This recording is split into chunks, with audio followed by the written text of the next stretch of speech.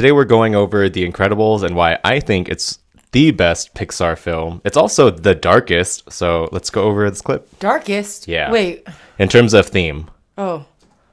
I believe that Pixar's Incredibles is their greatest achievement concerning this narrative tightrope routine of darkness and levity. That's the director, Brad Bird. Lay down right now. How'd that be? He smoked That elegant 5 of these. beast was Brad Bird, director and writer for The Incredibles.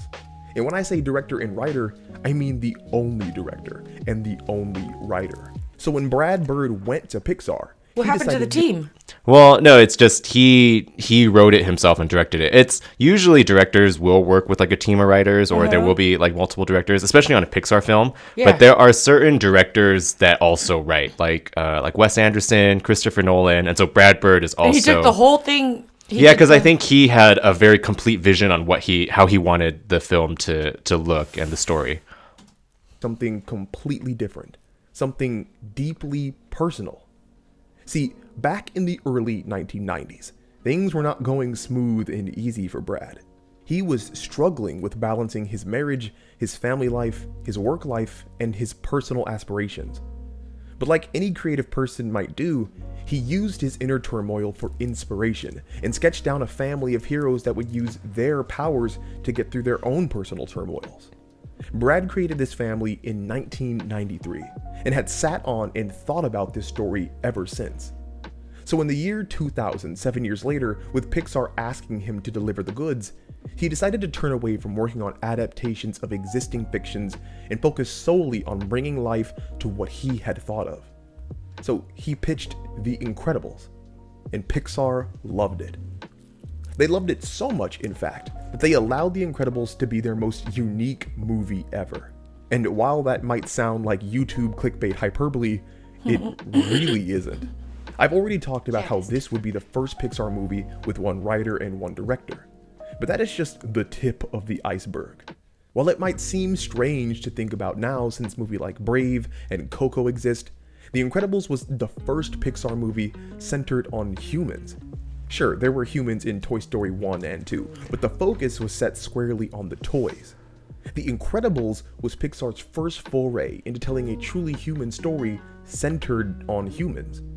The Incredibles also deviated away from the 90-minute runtime tradition that Toy Story, Monsters, Inc., and A Bug's Life had set up.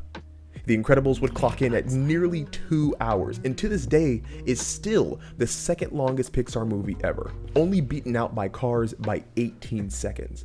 Cars, But we 18 are still seconds. not done. The Incredibles was the first Pixar movie to be rated PG, and had by far the most mature content. The official kill count for The Incredibles is 21 people, a Pixar first. The movie showed blood and wounds, another Pixar first.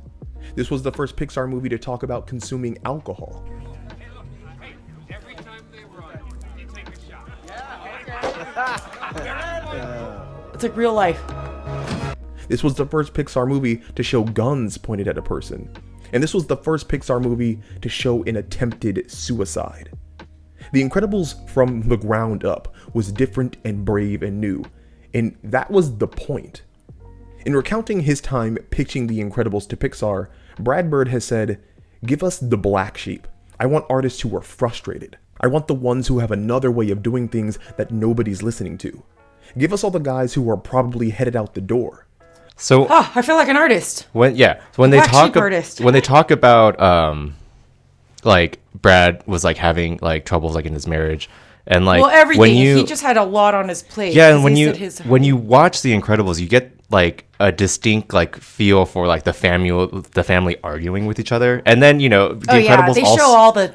right like the nitty gritties of like the family, but also like the nitty gritty of like reality. Yeah, like It's- they showed a lot. I didn't even know that they were the Right, first ones to show blood or kill count. the 21 suicide. people died. Oh, yeah, in the like- movie, they have never shown anyone die before. Or guns pointed at kids, or like talking about I think alcohol. the biggest thing is because they were superheroes, but they were people superheroes. But this is a Pixar movie, and the I first know, Pixar movie to but- do it, and so I think credit goes both to Pixar for allowing Brad Bird to do it, but also Brad Bird for doing it in such a way where he respects children to enough not to like water down the story Yes. or dilute the story in a way. He's like, this is reality, but in a children's like superhero movie, it's great.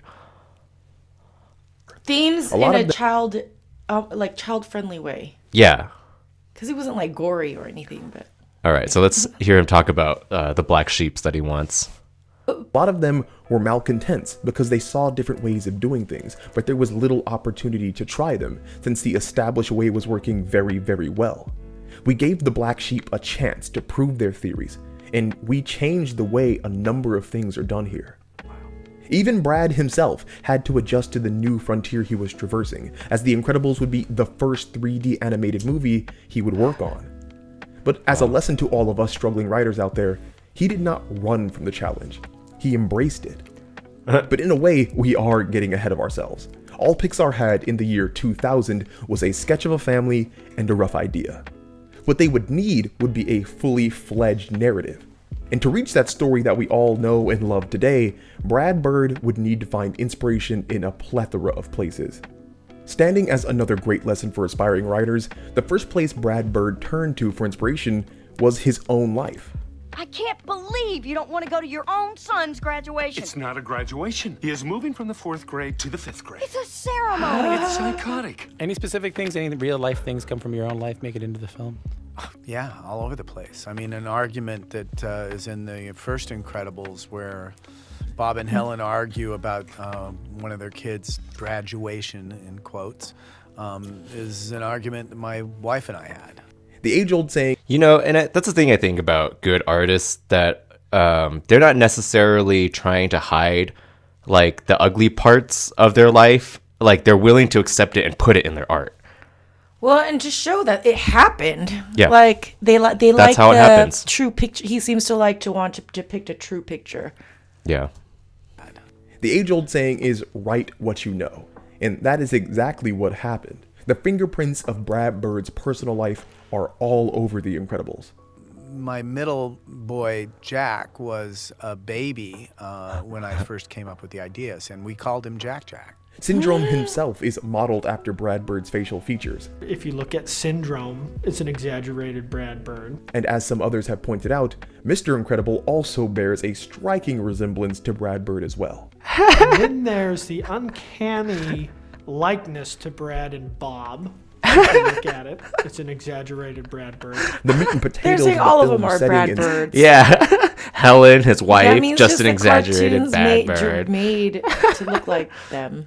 style also was a personal touch from Brad, modeled after his favorite childhood spy movies, such as James Bond. Oh, yeah. Even the plane that Helen flies, the Lockheed Jetstar, is an homage to Bond films, as it's the same plane that appears in Goldfinger. The character Mirage strikes a close resemblance to many Bond villainesses, especially ones such as Pussy Galore and Andrea Anders, who eventually defect from their truly evil employers. Who named these women? But the used inspirations I'm also taking that extend one. out from Pussy just the galore. personal. Frozone's water cooler scene closely mirrors Samuel Jackson's in Die Hard with a Vengeance. Oh, and he's voiced The by death him of too. superheroes by capes harkens to the death of Dollar Bill from Watchmen, who was shot by bank robbers after his cape got caught in a revolving door. And while Brad Bird said that Watchmen was the only comic/graphic novel series he had heard of before making The Incredibles, No capes. competing reports state that he also took inspiration long it from is, Jim too. Steranko's Agents of S.H.I.E.L.D. comic for the espionage that would be included in the film. Even Edna Mode, who Brad Bird personally voiced, If you repress, you depress, darling. is based on inspiration, coming from real-world legendary costume designers Edith Head and Edna Taylor. Oh, she's my favorite character. And so the reason why he voiced her, he wasn't initially supposed to voice her, but he kept doing the voice during the script readings. To And try to find the right one. Right, and eventually he was like giving so many notes to the people that were supposed to voice it. Eventually he just did it himself. Like, why don't you just But- do it? Yeah. She's incredible. I assume she was based off of Steve Jobs because of like the glasses and her attitude, but she's actually, I guess, based off of a real fashion designer. Yeah. But even Two with of them. all this inspiration fueling his creative passion, Brad understood that not everything has the luxury of reaching The least final cut. whimsical guy. I'll argue with you about gooey Jack Jack. I won't argue. Hey, with you. did I not I know, cut it? You did. and I that's- cut it. That's excellent. That was an excellent decision. One of your best. Sometimes You have to kill your darlings for the betterment of the whole. See, and that's also, I'm the least whimsical guy. I didn't say that. That's what you get. I think that's why he wants to work with the Black Sheep, because he knows that they have strong opinions too. And that's how you get the best product, is working with other talented people who are, what's the word? You have to be willing to butt heads quite often. And Right, just no, keep but going. you have to understand Right. when someone's doing something better than you, or when someone sees something that you can't see, like Yes, you might be you have butting to heads give in- because they're really serious about making a good product just as well as you are. But you want to be convinced of that. Right. And I think that's what So makes him that's such a why- good director, is that he can work with really talented people and butt heads with them, but then still get to a really good product. Yeah. Your pet things that you had the idea to do don't actually work, you know, because it defeats Keeps moving. this and this and this. There's too many moving Pivoting parts. and To change- lose this yeah. one thing that originally was such a great part of It's your like with pitch that business, everyone laughed at or writing a loved, story. and you go like that, and all these things go, and they click together. You know, that's what you have to do. Doing what was best for the story over doesn't doing what fit. he wanted to do Start out. was always Brad's outlook, and he listened to those around him for the best path to follow. For example, the original script called for Mrs. Incredible's friend, Snug, to fly the jet and the family to No Man is an Island to rescue Bob. Brad He's Bird her pilot friend that she called for the jet. Oh, for the plane. Yeah, for the but plane. She flew it herself. And conceived that to impress upon the audience the stakes of the narrative and how mortally dangerous the villains were, Snug would die in the plane when it was struck by missiles. But people close to Brad told him that route wasn't really the best option.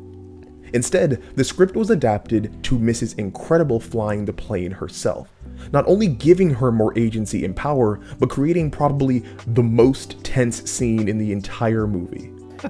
That's what it was like for me emotionally, because I didn't want to let go of this, and you know, I know that I have to, and but once we got it out, it not only saved us screen time, which we needed for things that were more important, but it enabled us to make Helen the pilot, which I think amped up Missile Lock, because now she's in charge of her family. And I'm very happy with that One sequence. of the most intense sequences in the movie, I think. yeah. Yeah. You can actually see the definitely remnants. made a right call. Yeah, On absolutely. that And one. he knew it too. He was just, At the he end, just had to give yeah. up his baby. The original narrative plan too. When Mrs. Incredible looks down at the wreckage, Snug is supposed to be in it. That long look she gives was the last chance Helen had to say goodbye to her friend. Yeah, I always wondered about And that. that's just one example of the Why was she looking at the plane? changes that Brad Bird conceded would work better than his original vision. And while we're at it, we can look at arguably the biggest, most consequential I guess they change do look that alike. came through edits. Syndrome. Believe it or not, Syndrome was only supposed to be in the intro of the film. The real villain was supposed to be a man named Zarek, whom you can actually find in the Incredibles comic series. Too many characters. Zarek was set to be I like the that main they kept it antagonist of simple. the film, and the ex-boyfriend of Mrs. Incredible. His goal throughout the film would have been convincing Helen that her life as a Robert Parr's wife was a complete waste of time compared to all the things he could give her. Syndrome, on the other hand, was simply his meant to be a imagination villain that gone was a wild. means to an end. He was supposed to show the audience early in the film that villains could track down Robert and Helen even through their secret identities, creating constant tension going forward about when and if the family would be attacked next. Then, shortly after, Syndrome was supposed to die in a house explosion. What? But as we all know, that didn't happen, because Brad Bird recognized what was best for the film. So I came up with this Syndrome character, and the thing that was interesting about it was that everyone, when we did this sequence, responded to Syndrome much more than the villain that had been a part of my original pitch, which was this Zarek character. Right? Understanding what is best for a narrative is a skill in and of itself. Yeah, so I think, as you said before, like knowing when to pivot. I think artists have to do that when they see people responding to things more. They have to kind of adjust so that they can make a better story, because people are responding to something that they might have not have estimated correctly in the beginning. Biting the bullet and following that recognition is also a skill. I am sure Brad Bird had all sorts of ideas that he wanted from his original script that weren't able to be included. In fact, here is another clip of Brad Bird talking about such ideas, which conveniently also gives us a look into how he appreciates the darkness of storytelling. In the home and house. And the moment that I miss most of all is him having the mom and dad frozen in the ray and hearing the sound of the baby and going, and moving down the hall towards the baby's room with mom and dad floating in the air, and they're unable to do anything about that. I think we made the right decision in terms of what's in the movie, what the movie is. I don't think we made a mistake, but I miss those aspects of this moment. And there was a particular feeling that I got from that we don't have that feeling. We have a lot of good feelings in the movie. I think that's actually how he's able to create such tension as a parent. I mean, as a writer, because he's a parent and he knows what's really terrifying as a parent. Yeah, like he just wanted to, when he writes the story or the scene, or he wanted an emotion to be felt before the elation part. But yeah, maybe people were like, no, that's too traumatic, or that's too scary. Yeah, it might have been too much. Yeah. But we don't have that specific one, and I kind of wish that we did. That feeling that Brad Bird yearned for, especially in that proposed scene, came from just how personal the conflict was for the characters. The action of a villain approaching a child as parents watch helplessly speaks to the characters and the moment they are in. And when an action moment becomes a character moment, that is really when an audience becomes invested. When he runs on water, he thinks he's going to fail, and then he finds that he can run on water, and he's exhilarated by it, you know? And so it wasn't just the action. The action wasn't enough. It's how does the character feel about the action? Mm-hmm. And then action becomes character, which becomes more interesting. Even though see him as a writer, he's so like empathetic towards his character, like he can visualize and then adapt like each new things that a character like learns and like how they feel about it. Like, wow, he's so great. Even though The Incredibles was different from every other Pixar film in so many ways, one of the key aspects that made it inarguably Pixar was its focus on the characters and the struggle of their hearts at the center of the narrative. No matter what Pixar movie you look at, whether it be before The Incredibles or after, they all zeroed in on the characters and the deep struggle that existed inside of them. But if we do look specifically at the movies released before The Incredibles, their themes and messages were made more impactful by the allegories they employed. What I mean by that is sometimes when you are too close to a problem or a conflict, it becomes hard to appreciate or even recognize. But when those real, deeply human issues are shown through toys or monsters or ants, that distance from our own world makes the themes a bit more distilled, a bit easier to understand. Monsters, Inc.'s message against xenophobia was given power because the characters were friendly monsters. Toy Story's message of purpose and usefulness was given power because the characters were toys. A Bug's Life's message of teamwork succeeded because it focused on a colony of ants. Animation and allegory and exaggeration can pull us back so that we can see the thematic forest for the trees. And I'm not just saying all of this because I'm some esoteric English major. I actually wasn't an English major at all. I'm saying this because it is important to recognize the hill that The Incredibles had to climb relative to its Pixar predecessors. Where the other films could create distance from the audience because the characters were fantastic and exaggerated, therefore making the thematic messages a bit easier to recognize and swallow, The Incredibles didn't focus on toys or monsters or ants. It focused on humans, on people. On a base level, there is no inherent message encased in a 20th century family, which means the important themes might be lost because of how close the subject matter resembles us in our everyday lives. But if you're watching this video, that means you have probably watched The Incredibles all the way through, which means you already know the movie has fantastic conveyance of messages and themes. So that then prompts the question, what did Brad Bird do to achieve this success? Well, that requires kind of a two-part answer. First, let's listen to him talk about how he views animation and how it can be used to find something's most distinct essence. Is caricature. That's what animation is great at.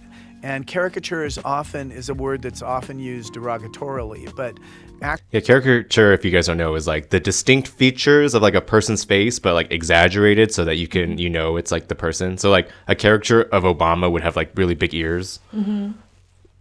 It means reducing something to its essence.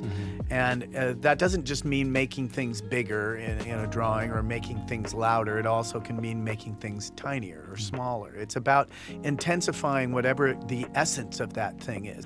And the drawing of the person would look more like the person than the person did.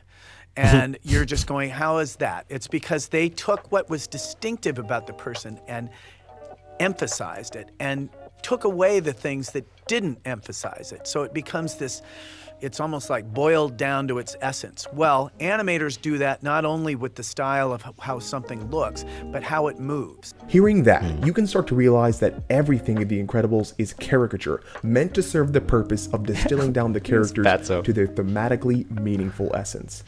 Everything from Mr. Incredible's massive upper body and tiny lower body, to Syndrome's devilishly wide smile, or Violet hiding behind her own hair, is a caricature meant to highlight the essence of that character.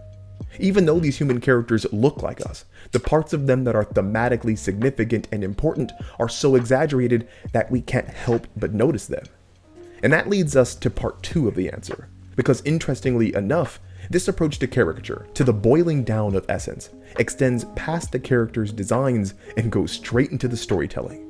When you actually look closely at The Incredibles, everything in the story is exaggerated to send a message, but done in just enough of a way that it doesn't break our immersion. Brad Bird has said, "I don't think the film looks realistic. I don't think it looks remotely realistic, but it feels realistic." Yeah. And those markers of simultaneous caricature and realism are hidden throughout the movie in plain Feels sight. real without Want to show how uncanny Mr. valley. Incredible is obsessed with being a hero? Have him be late to his own wedding because of heroing? Want to show the unintended With his consequences of actions?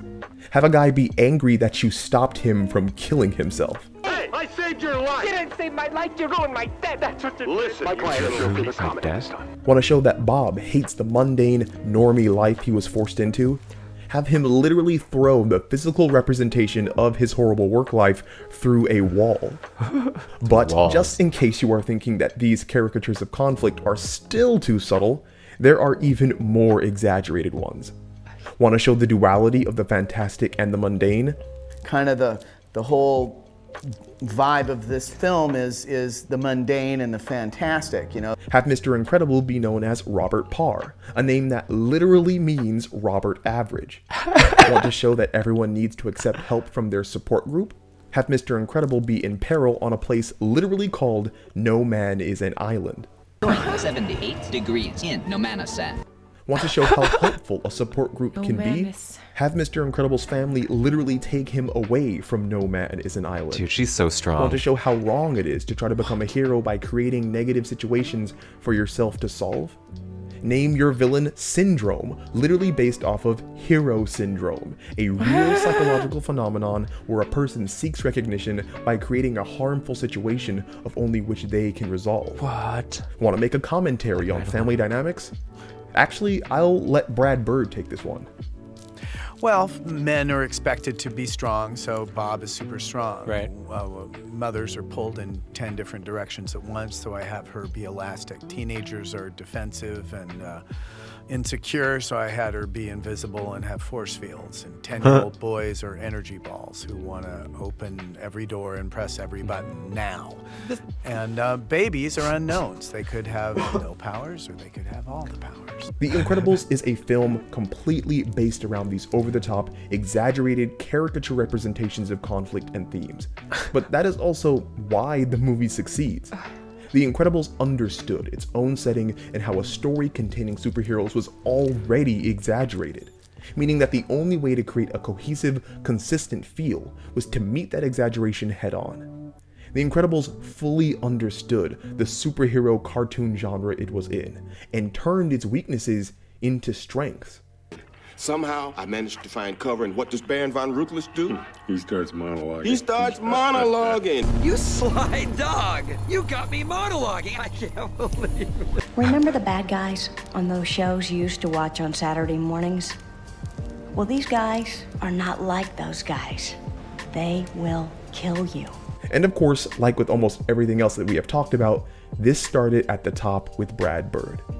He has said, there's expectations for animation, and you make this connection with animations and superheroes, you think Saturday morning. And Saturday morning they have these very strange shows, completely designed around conflict, and yet no one ever dies, or gets really injured, or there's no consequence to it. I think that, came out of a team of psychologists determined that it is bad for children, and I think just the opposite. I think that it's better if kids realize there's a cost, and that if the hero gets injured and still has to fight, it's more dramatic, it's closer to life. Yeah. And at the end of the day, that is really what darkness in animation is about. The realism and the closeness to life. That is what makes The Incredibles feel so potent to us. That beneath its exaggerated exterior, it deals with genuine life struggles that we can all get behind. We feel for Helen when she thinks her husband is cheating on her. How soon can you get here? I'll leave tomorrow morning. We feel for Bob when he learns he's lost his good friends. We feel for Violet when she fails to live up to the demands of her mother. Put a field around us now! I've never done one that big, Violet! Do it now! And we feel for Dash when he is forced to live a lie. These are flawed human beings who suffer and fight and claw to become better, and that makes them easy to connect to. But at the same time, they're superheroes with really cool powers that I become endeared to because, if nothing else, they are a blast for my inner child to watch. And it's not just you and me and the other millions of people who've watched this excellent movie that feel this way. It was the creative team as well. They're very endearing. They're flawed, and they have these quirks that are very human, so you connect to them, and they also have these powers that are really cool, so I can nerd out with them at the same time. The Incredibles succeeds in walking that tightrope of entertaining adults and kids alike, because no matter who you are and no matter what age you are, you can get behind the themes of the story being told. You don't have to be an adult to understand that everyone needs help and that everyone should have the freedom to be themselves. You don't have to be a kid to enjoy a superhuman running on water or picking up a train. The Incredibles' strength of handling darkness in animation is that it's simply a well-conceived story that does not pander or turn its nose up at anyone. And really, this quote from Brad Bird sums it up perfectly. He has said, "Look, I think if you talk down to a kid or aim specifically at a kid, most kids aren't gonna like it. Really, because most kids can feel when you're being patronizing. And if you're making entertainment that you yourself wouldn't watch, I think there's something insulting about that." People have gone the other way and asked, not only to me, but of Pixar in general, how do you guys do just the right balance? As though there's some complex equation that we follow. It's really, really simple. We make films that we ourselves would want to see, and then hope that other people would want to see it. If you try to analyze audiences or think there's some sophisticated recipe for success, then I think you're doomed. You're making it too complicated. Wow. I think in this quote he just outlined why the Disney Star Wars movies are so terrible.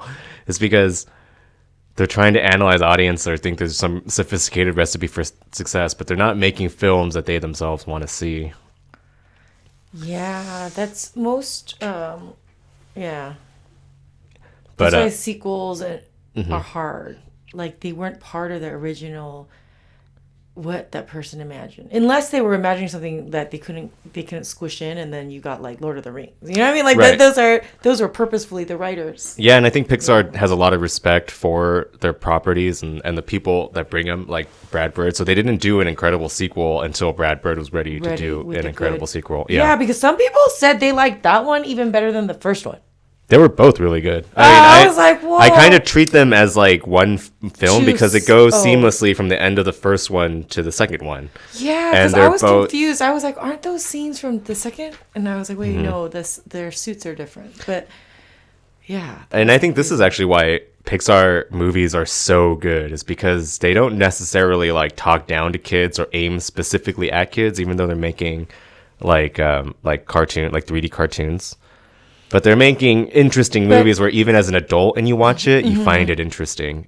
Like you can watch Finding Nemo or Ratatouille or Monsters Inc. and like for sure their animation movies are not like what people would say, oh, those are kids. It's not like, yeah, it's not patronizing. And the stories are really well written. Like even like Inside Out, like I saw it as an adult and I was like, wow. Oh yeah. That one's pretty. I know my Adriana likes watching them. I don't know. One of my kids likes the stuff made for kids. Like he likes YouTube Kids. Yeah, and then the other one's like, that's too kid. She just said it today. She's like, that's too children-y.